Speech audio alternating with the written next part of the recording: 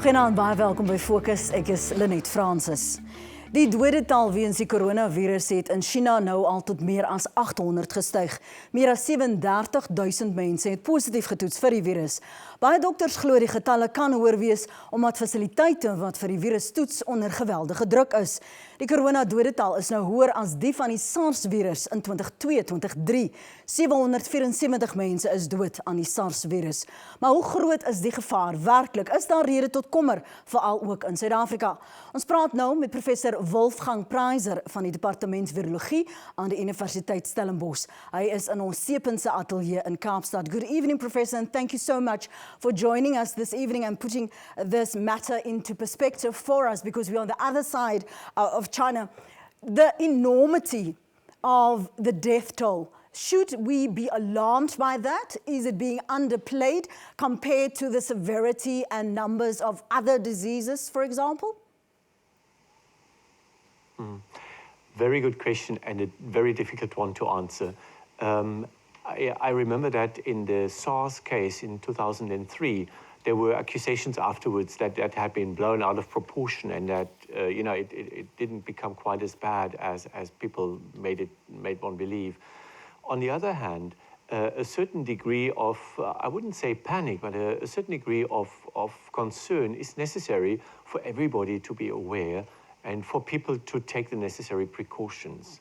So when I hear that we are testing suspected cases here in South Africa, and so far everybody that's been tested with a negative result, so basically they could be ruled out as infections with this new coronavirus, I'm actually comforted, because that to me shows that the system is working and that possible cases are being caught and investigated properly, and should a real case be amongst them, they could then be isolated in medical care, so they could be looked after in the best possible way, and also further transmission can be avoided.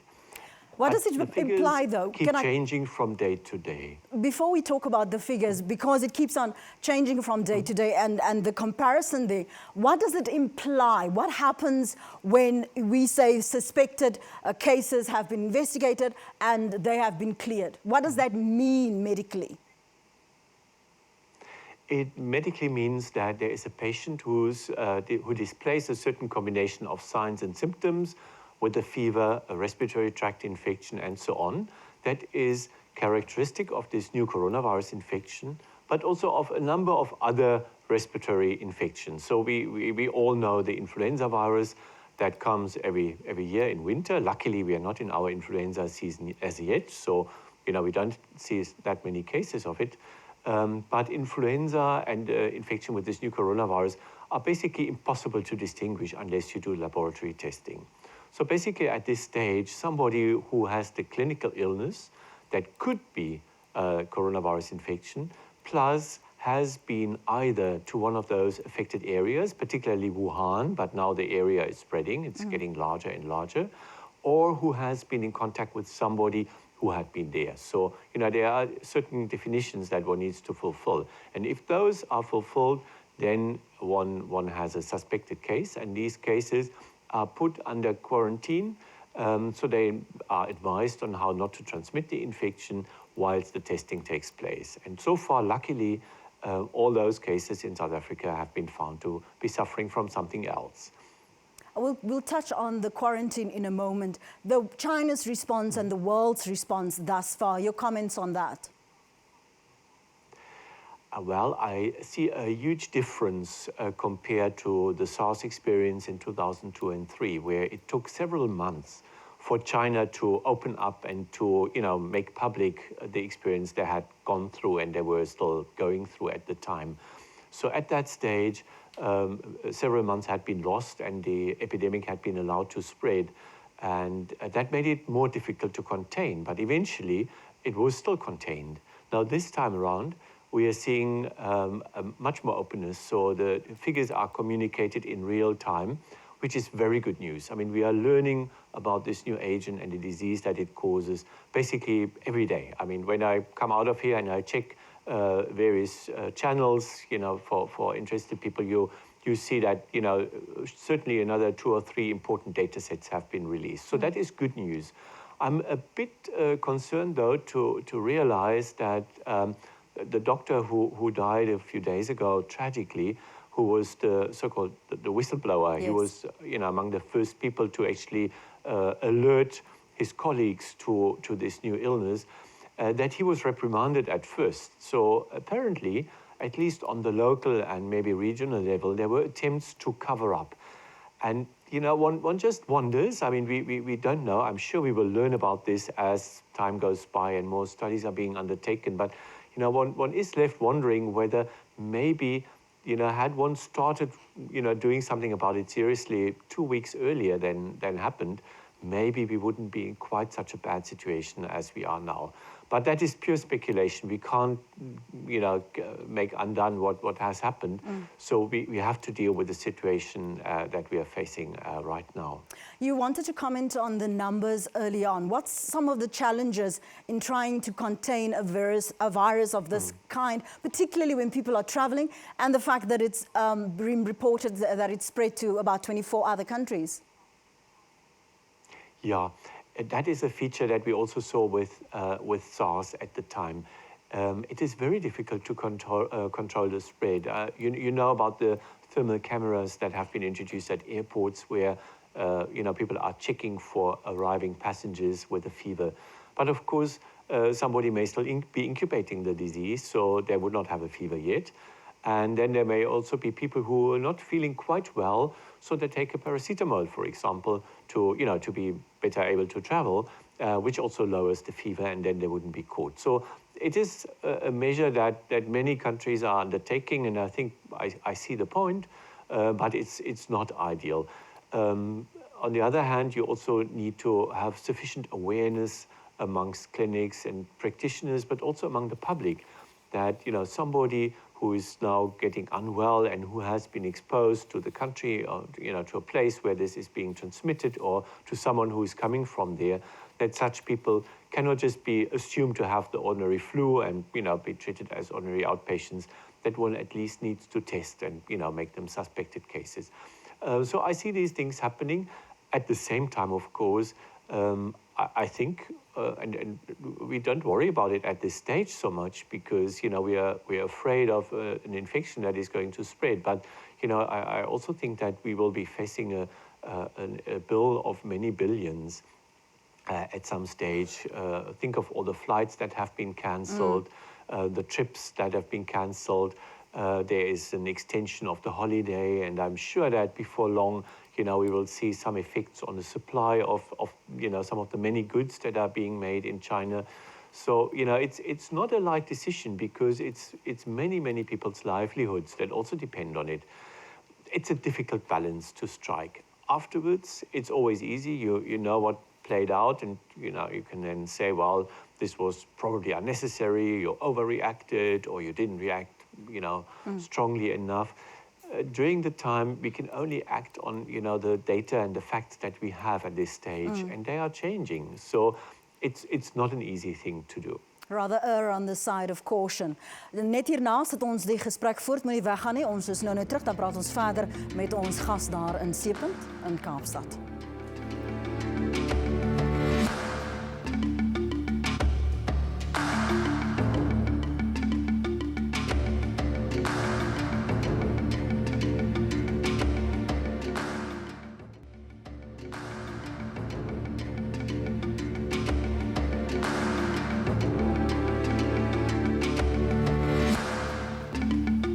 Welkom terug by Fokus. Die coronavirus het reeds meer as 800 lewens geëis, bykans almal in China. Ons praat nou verder oor Suid-Afrika se gereedheidsgrondslag indien die virus ook na Suid-Afrika sou versprei. Ons praat verder met professor Wolfgang Preiser van die departement Virologie aan die Universiteit Stellenbosch, en hy is in ons ateljee in Seepunt.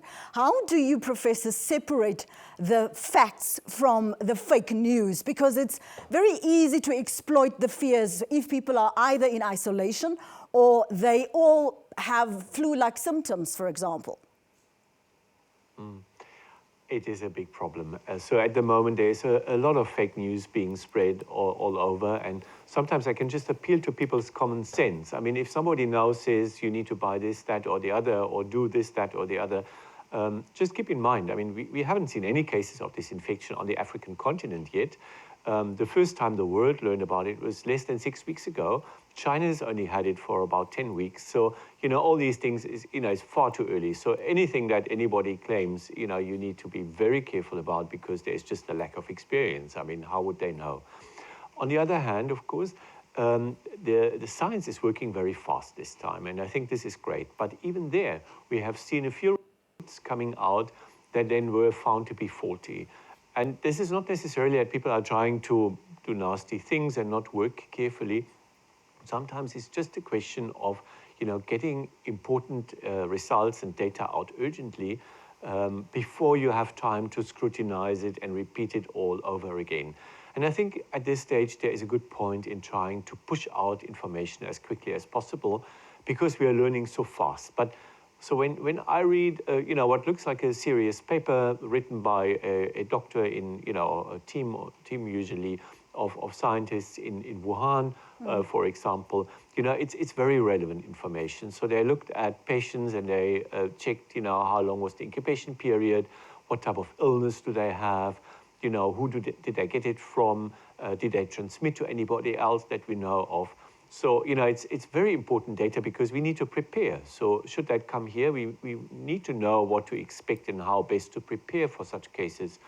But at the same time, in the back of my mind, I realize that all this is very fresh, very new, and some of the details may still turn out to be not quite as they look at this stage. So there's a balance you need to strike between very timely publication of results, which is important, but also the making sure it's 100% accurate, which often can't be done at that pace. It's challenging, but compare this to HIV, when the first cases of AIDS were described as a serious immunodeficiency. It would take several years in the early 1980s until the virus that causes it was described and found, and then another few years before tests became available. Isn't it fantastic that we can already, here in Africa, where we haven't even had any cases, we can already test people for it? So I think, one mustn't forget that, there amazing progress is being made, which is, of course, a good sign. So I think we are battling hard. We are trying all we can to control this outbreak. Whether we will win or whether the virus will win, of course, it's too early to tell. Let's just quickly, before you go, touch on the psychological effect, though, and the impact of being quarantined. I spoke to friends in Shanghai and in Wuhan who say that this has become their new normal, to be isolated, to have no contact other than social media, to communicate with the world. The fact that there's a shortage of masks, for example, that there's so much uncertainty. What's the psychological toll, the impact of controlling these masses of people? I think it is quite unique. What we are seeing here is an amazing effort by a country which is, of course, anything but democratic in our understanding, to control the disease using very drastic measures. I mean, just imagine that. It is more than the whole of the Western Cape that would be completely shut down, and people are told to stay at home. And every 2 days one of you may venture out to get some food, and there's no driving around, there's no public transport, which is almost like in Cape Town, actually. But that was an aside. So there's no public transport, you can't get out. I think this is very drastic, and I can just imagine how people must feel like, particularly, of course, if they then know of friends or relatives who may actually be affected and may have had to be admitted to hospitals. So I think this is enormous strain that people are under. And I can only hope that these very drastic measures are doing good. I think it is probably the best that can be done. Whether it will be sufficient is a different question. Likewise, I think, yeah. Just to in closing, South Africa's level of readiness, if we have a case. Yeah, I believe that we in South Africa are as well prepared as we can be. And I think our measures taken so far are basically at par with anything else in the world, which basically means that we are looking out for cases. There is a good level of awareness, particularly amongst medical practitioners, but also in the general public. And I think that is what it takes to make sure that any case that would arrive here is detected early and then isolated so the further spread is prevented. That said, of course, there is no guarantee that this system will not, on occasions, also fail.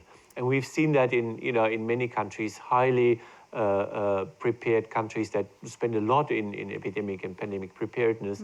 Even there, the odd case will slip through a combination of little mistakes that people might make here and there, or just some unfortunate thing like being still in the incubation period. Professor? So I would not want to exclude that totally, but I think we are well prepared as one can be. Thank you so much for coming into our C Point studios. We appreciate your time, sir. Thank you.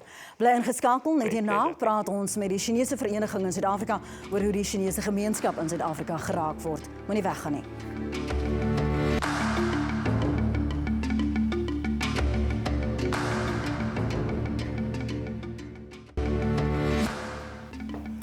Suid-Afrika het 'n groot Chinese gemeenskap. Om te hoor hoe die Chinese gemeenskap hier deur die coronavirus geraak word, praat ons nou met Michael San van die Chinese Vereniging in Suid-Afrika. And thank you so much for coming in, Michael. What has been the communication between friends and family in China and here in South Africa?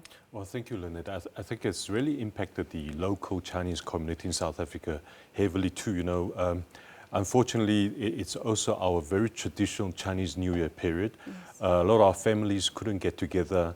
And I think a lot of the unintended consequences that is beginning to filter through, where we as a community feel that, there's a degree of discrimination. And certainly there are some very, hurting stories that we've come through. For example, I just before I came on, I've been speaking to our Chinese community leadership, and I, of course, before that, I communicated with the Chinese embassy in South Africa, the Chinese consulate in Johannesburg. Out of my personal experiences, one of the very sad stories I can share with you is that some of our children, the Chinese children, they are being treated as if they are contagious at school. And they come home and they ask, Mommy, Daddy, why am I being treated this way? And of course, there's a lot of the misguided, social media videos out there to say that this is why this has happened to the Chinese people. Are these children in South Africa? Yes, no, absolutely. Being treated that way? Yes, unfortunately. And, it's not an incident that we take lightly. Of course, we communicate with the schools, but parents have come to us to say that we see this happening, please assist us. So unfortunately that we really want to clarify a lot of the issues. For example, for us as a community, we've now stopped. In fact, we've cancelled a lot of the major celebrations. Chinese community in Johannesburg is very well known for the Chinese New Year celebration. We've stopped going out to these gatherings. Again, families can't get together, we can't visit friends, not because we're afraid, but because we really want to set an example. For example, a lot of the Chinese shopping centers, they've gone out there to start with the sanitations. They've even gone out with the forehead thermometers to test some of the Chinese shopkeepers to say that we want to keep everybody healthy. We're going to monitor the situation. But I think there's still a lot of the misinformed public out there. But I must also be very grateful and thankful for a lot of the support and the telephone calls we got from our local South African friends to say that how are you guys doing? Is everything okay? How's your family and friends in China, in Taiwan, in the Far East? So these are really the greetings and messages we want to send back to our friends and colleagues back in China. But I think one of the most important things that this is a time where we as people, as a human race, needs to be united and together overcome this, this pandemic. I was listening to Professor Wolfgang Preiser earlier on talking about the AIDS, and I can remember when the AIDS pandemic was first discovered, people used to discriminate people having such symptoms. Yes. And they would say, you got it because of X, Y, and Z. And a lot of that were attributed to homosexuality, which is wrong. But then later we learned, I think, history must not repeat itself in such a negative way, but we need to find the positivities. We must fight together. A lot of the South Africans have been assisting. In fact, the local manufacturers of a surgical mask have donated a lot of the supplies to China. Certainly, as members of the community, we've been, gathering resources to send back, and we really want to, salute the people that's working so hard in China and everywhere else in the world, fighting this virus, and of course, those that are affected. Those are sick, we wish them, speedy recoveries. Even just sending those masks is quite a challenge, or communicating anything because of the strict measures that are now in place. What has been the level of communication, though, and the concerns raised with family members and friends in China? Because a lot of people have been quarantined, a lot of people have been isolated, and it's very difficult to have a new normal, to go get food, to go get medicine. That the community has become so much smaller. What have been the level of communication then? I think, it's also thankful to technology. We Exactly. always communicate with each other on phones, on these WeChats, WhatsApps. But the good thing is that I think the people are very much disciplined. For example, the local Chinese business people that will return from China, some of the people I've spoken to, in fact, even today, they said, I'm going into a voluntary quarantine for the next 14 days, just to make sure that, I'm okay and the people around me are going to be fine.